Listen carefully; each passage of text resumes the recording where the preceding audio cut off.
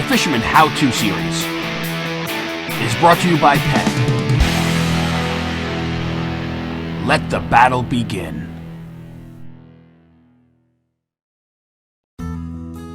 Being in the back bays at dawn, quiet, still water, when a 30-pound fish comes up on a pencil pop or on a metal lip swimmer, it's like a Volkswagen fell into the water. Everything's exaggerated, the strike, the sounds, really seem more in tune with nature, when you fish in these back bay areas and the estuaries. It's really a great experience. When the sun first rises here in the morning, it's an absolute sight to behold.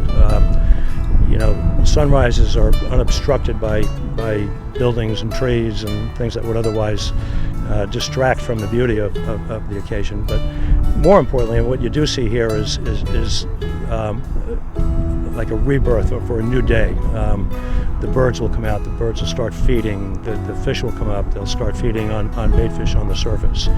And it has to be one of the most environmentally rewarding experiences that you can have, just to see all of this come to life. And for guys like me who fish back here, it's just an absolute joy.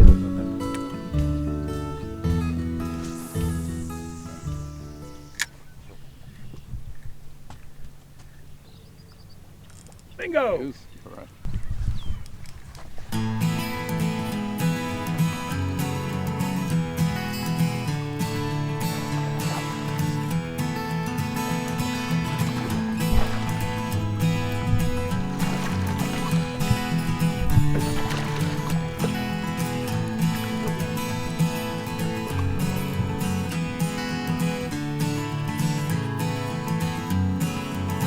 The estuaries are great because they're safe harbor. They're safe harbor for bait fish. They're safe harbor for spawning fish. What we see coming out of the estuaries, of course, are what you would expect to see: is spearing, killies, small and nurturing fish. But in the springtime, a lot of fish come up here to spawn. When you fish in these back bay areas, you really want to target the banks. That's where a lot of the life is. That's where the fish come in to feed on. They'll pull mussels off the bank. They'll be right up against the bank. So you want to make your cast as close to the bank as possible. Sometimes you can even lay it on the grass and drop it into the water, and the fish will nail it immediately. But you want to look for like some of the points. Anywhere you have drains emptying out into channels is always a good spot, especially on a dropping tide. Obviously, they empty out. There are times the fish will be in deeper water. Keep an eye out for bird activity. You will see fish feeding on the top. If there's big bait around like bunker, obviously keep an eye out for bunker schools. It's usually fish with them, riding herd. Even if they're not up on top, it could be down deep on the bottom.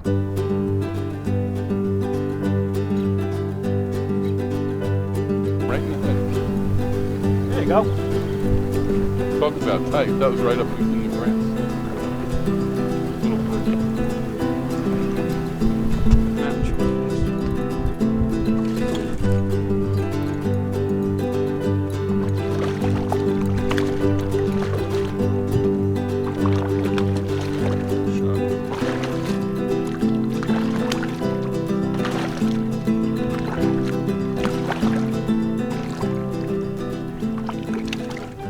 Well, for surf fishermen, the back bays are a unique experience. Totally different than fishing the open beaches and big water, fishing inlets. Quiet water. You can fish a wide variety of tackle. People think the back bays is all small fish and light tackle. Nothing could be further from the truth. Yes, you can fish a little 6.5 foot rod and catch schoolies, but you can also throw a 10 or 11 foot rod with big metal lip swimmers and 3-ounce or 2-ounce pencil poppers and catch fish up to 30 and 40 pounds. A lot depends on the bait that's available at the time. Small bait, generally smaller fish. You get big bait like bunker, herring in the back bays, and then they do come in the back bays, snappers, baby weak fish, and the big fish feed on that. I think one reason a lot of surf fishermen don't fish the back bays is access is always in question. Generally you don't have major parking lots or parks with direct access to the back bays. So sometimes it takes a little bit of walking, a little bit of creativity, and going into areas that aren't really publicized. They're very low key. And the advantage to that is it's a great atmosphere, nice and quiet, very little competition, and you rarely see other anglers back there. Something to keep in mind always when you fish in these back bay areas is quiet. Whether you're fishing the beach or fishing the boat, your approach always has to be quiet, stealthy. These fish will be in 2 feet of water right up against the bank. You don't want to spook them. With a boat, you want to ease in, cut the engine, or really crank it down and ease in very slowly, drift into an area you want to fish if you can, like in front of a drain. And if you're fishing on the shoreline, fishing the beach, don't go splashing into the water. The odds are, there's fish laying in 2-3 feet of water that you're going to spook out of there. Always take a couple of casts before you even set foot in the water if it's necessary. Penn has a whole lineup of rods and reels ideally suited to this kind of fishing. On the lighter end, a 7-footer, something in the battalion line, like this particular rod here, is ideal. You can match it up to one of the Battle 2 series reels or the conflict reels. 3500, 4000 series reels are ideal for this, and it allows you to throw bucktails, lighter swimming plugs, and small poppers. If you want to step up to something a little more versatile, select some rods maybe in the 8 to 9 foot range. You have some really nice models in the Carnage series and in the Battalion series that are ideal for this type of situation. You can match those up to the V series reels or the Battle 2s, perfect for this, and they match up real nicely to these rod lines. For some heavier work, and especially not so much for the boat, but from the banks and from the shore, and if you're throwing bigger payloads, you want to step up to a 10-footer. The Carnage series, the Battalion series, Prevail series all have some nice 10-footers that are well suited to this fishing. You can match those up to, again, V series.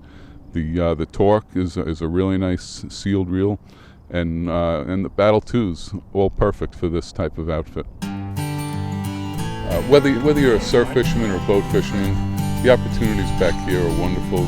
You really should take advantage of them. Spend a little time, explore the back bays in your area, the estuaries, and I think you're really going to find yourself changing the way you fish, and you'll expand your horizons tremendously.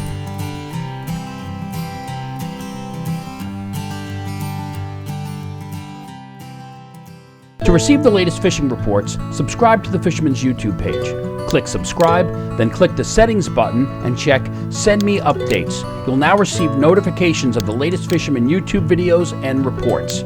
If you're already a subscriber, make sure you've checked Send Me Updates in the settings so you receive the latest notifications.